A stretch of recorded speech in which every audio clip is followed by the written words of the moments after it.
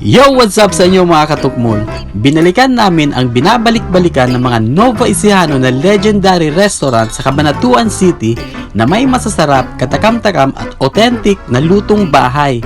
Halos lahat na yata ng mga taga Nueva Ecija ay nakakain na dito dahil sila lang naman ang kauna-unahan nagpasikat ng masarap na turo-turo restaurant sa syudad na nagsimula pa noong 1982 at 4 na dekada na sa pagseserbisyo sa publiko. Most of the time nga kapag pinapili natin ang mga magulang natin kung saan nila gusto kumain ay ito nga ang first choice nila dahil kuwang-kuwang panlasa ng masa. Ang bida sa kwento natin ngayon ay ang nag-iisang legendary na kainan na walang iba kundi ay ang Joey's Restaurant. Uy, baka si Joey De Leon to ha? Baka si Uncle Joey yan.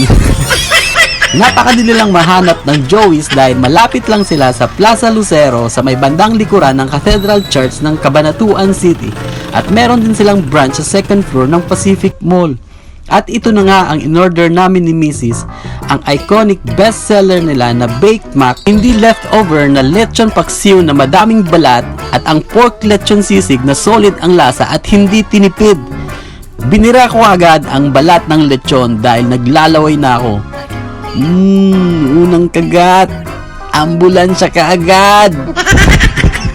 Tinry ko naman ang karne at binahugan ng sarsa ang kanin.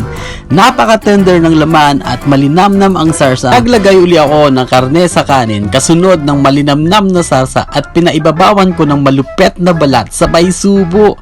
Uy, grabe naman yan. Hindi lang pang ambulansya, pang ICU pa. Sunod na binanatan ko ay ang lechon sisig. Nilagyan ko muna ng kalamansi tapos halo-halo ng konti.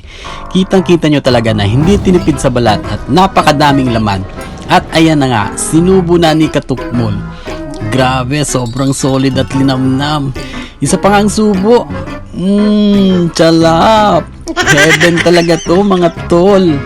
So ayan na nga, binanatan ko na nga yung iconic signature nilang Baked Mac na paborito ng matatanda at mga bata na hindi nyo dapat kalimutang mag-uwi sa kanila dahil baka sila ay magtampo sa inyo. Ito na yata ang isa sa mga binabalik-balikan ng mga taga rito dahil hindi magaya-gaya at walang katulad ang pinagmamalaki nilang Baked Mac. Hindi ka talaga maglulubay sa kakasubo nito dahil mouth-watering at kakaibang sarap ang malalasap ng kanilang Baked Mac. Auto sabaw na din dito kahit hindi ka mag-request. Hindi lang basta sabaw ito dahil meron itong egg white na nakahalo dito.